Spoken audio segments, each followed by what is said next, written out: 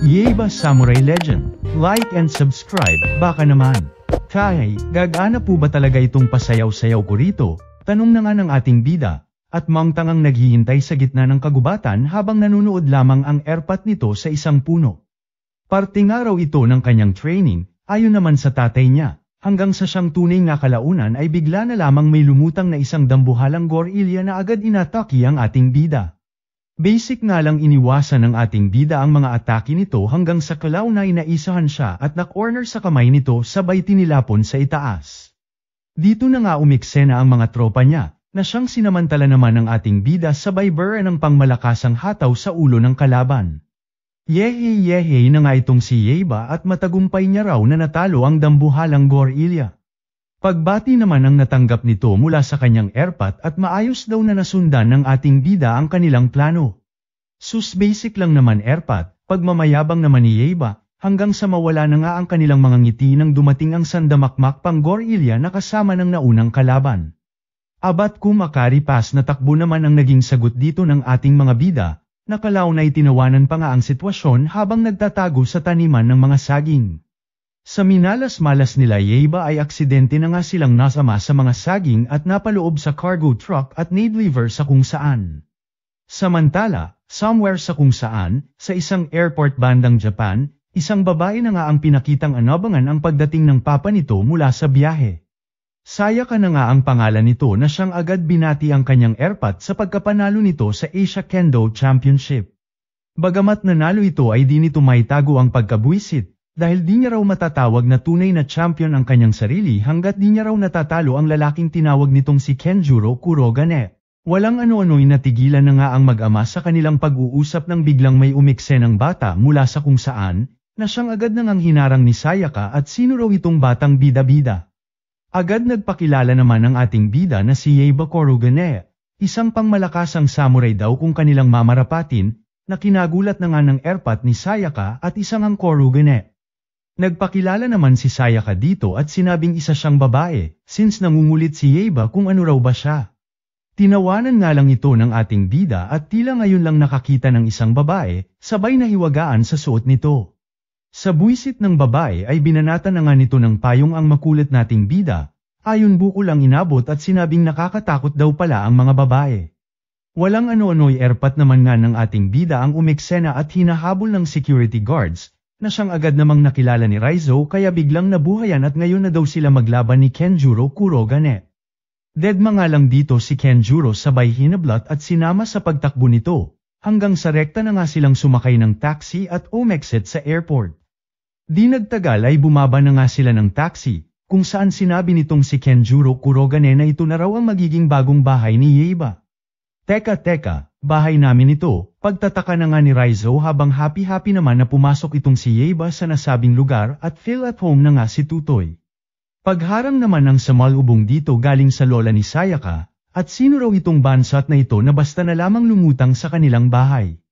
Bitawan mo nga ako tanda, banat naman ni Yeba rito na kinabuisit na nga ng matanda, habang itong si Raizo naman ay pagkabuisit din ang nadama kay Kenjuro Kurogane. At basta-basta na lamang nagdidesisyon na dito mananatili ang anak nito akala mo siya may-ari ng bahay na ito. Sa yunay kontra pa sila hanggang sa mapagtanto ng matanda na anak ni Kenjuro Kurogane ang bida natin, na siyang pumayag manatili pansamantala sa bahay nila ngunit pang ising-isi sabay pinasunod sila sa isang dojo at tila ba susubukan ang kakayahan ni Yeba. Agad na pagtanto naman ito ni Kenjuro Kurogane, kaya naman siya na mismong naghanap ng makakalaban ng kanyang anak, at pinili pa talaga ang pakiramdam niyang pinakamalakas sa mga ito. Nabahala naman sila lalo na si Raizo dahil ito raw ang pinakamalakas sa mga ito, na tinawanan nga lang ni Kenjuro Kurogane sabay nagbigay kondisyon, na kung sakaling manalo si Yeba, ay wala nang usap-usap pa, at mananatili sa bahay na ito ang anak niya. Agad sumangayon naman si Tanda, at sinabihan si Muto, ang makakalaban ni Yeba na ibigay lahat ng makakaya nito at huwag maalangan na banatan ang bata. Sus ang daming sat-satera laban na, pare-parehas lang naman kahit gorilla o mukhang gorilla iharap nyo sakin, banat na nga ni Yeba na kinabuisit ng kalaban nito at may kabastusan daw ang bunganga. O siya, ika naman ang matanda at magsimula na raw sila, pero di raw ba ito magsusuot ng paddings? Pangsupot nga lang daw yun sabi ng airpot niya, ika na nga ni Yeba kaya ayon, hinayaan na lamang nila. Kalaunan ay nagsimula na ngang maglaban ang dalawa, kung saan una nang lumusab itong bida natin. Basic naman itong iniwasan ni Muto habang pinag-aaralan ang mga galawan ni Yeiba, na siyang pinagtaka na nga nila Sayaka at masyado raw buhos agad ang mga galaw ng batang mayabang. Aba, mukhang malakas din itong mukhang unggoy na ito ika na nga ni Yeiba hanggang sa atakihin na nga siya ng kalaban. Wala ngang magawa si Yeiba kundi harangan lamang ang mga atake nito, at mang-asar na pwede raw itong kalaban niya sa kagubatan kung saan bilong ito. Dito na nga natigilan si Yeiba at napaisip sa sinabi niya, tungkol sa kagubatan, na karamihan sa mga halimaw ay nakalaban niya na, at tila ba may ediyang naisip. Sa gulat nila ay bigla na nga lang tumalikod si Yeiba sa kalaban nito, na siyang kinang-isi naman ni Tanda at may katangahan din daw pala talaga itong mayabang na bata. Sinamantala na nga ito ni Boy Gorilla at inatake si Yeiba, ngunit sa gulat ng kalaban ay basic lamang itong naiwasan ng ating bida, sabay bomb iron ang pangmalakasang atake, na sa yuni pilit pang pinigilan ni Boy Gorilla hanggang sa tumilapon na nga ito sa Kisame ng dojo. Di na nga makapaniwala ang lahat sa taglay na lakas ng bida nating bata, lalo na itong lola at di inakalang mananalo ang bata gamit lamang ang pambihira nitong instinct. O paano ba yan, talo kayo, ika na nga ni Kenjuro Kurogane habang nagulat naman si Sayaka at bakit daw nakatali na si Muto. Ayon naman kay Yeiba ay ganito daw talaga galawan sa kagubatan, ang talo, kinakain ko. Buwisit ka wala ka sa kagubatan, ika na nga lang ng nabuwisit na dalaga. Kinabukasan, di pa man sumisikat ang araw ay nabuwisit na naman itong si Sayaka, at napakaingay daw ni Yeiba sa natutulog pa ang mga tao. Hanggang sa almusal ay kulit pera ng dala ni Yeiba, pati na ang kasama nitong tigre na lubos pinagtataka ni Sayaka. Ayon naman sa ating bida ay kaibigan niya raw ito, na nagngangalang si Kagetora, na kasakasama niya na mula pa sa kagubatan.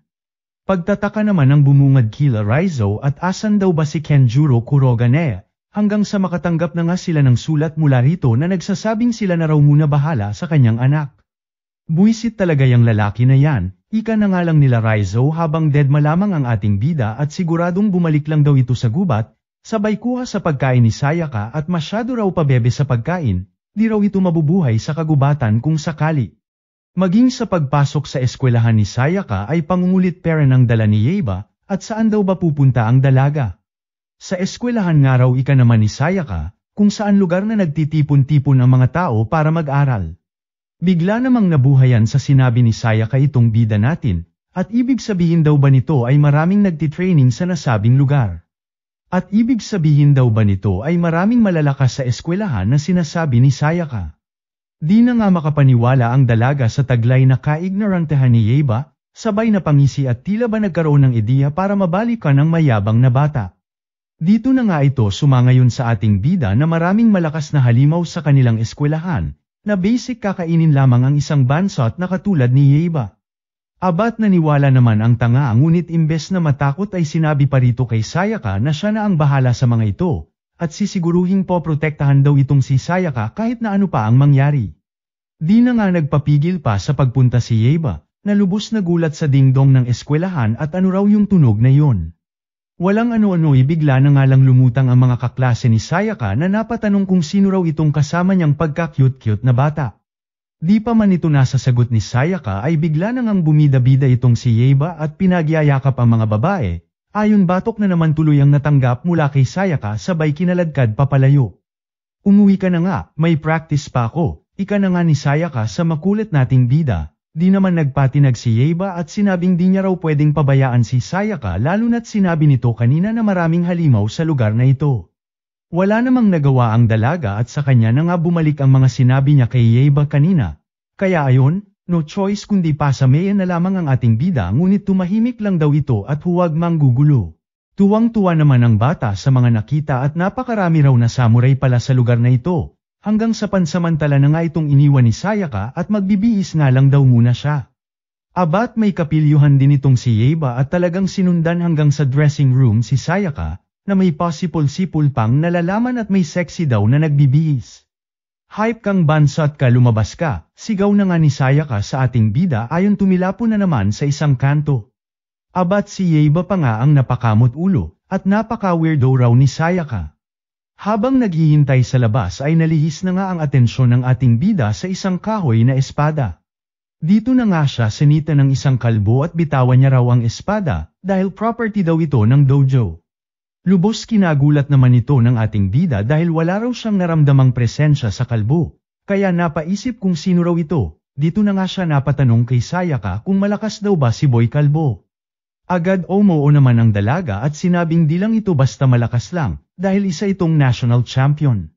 Dahil sa narinig ni Yeba ay di na nga ito nagpaligoy-ligoy pa at hinamon ng kalbo, ngunit sa kasamaang palad ay dinedma lamang siya. Abat di naman nagpaawat ang ating bida at kinulit-kulit na si kalbo, hanggang sa makakita ito ng pagkakataon na umatake. Sa gulat niya ay basic lamang itong iniwasan ni Boy Kalbo, sabay nakarebat pa nga ng isang maliksing atake. Imbes na matakot ay mas natuwa pa nga si Yeba, at nakahanap na nga ng katapat, sabay nagpakilala sa kalbo. Sumagot din si kalbo ng kanyang pangalan, Takeshi Anamaro. Pahampas na rin muna lods ng like at subscribe ko, salamat.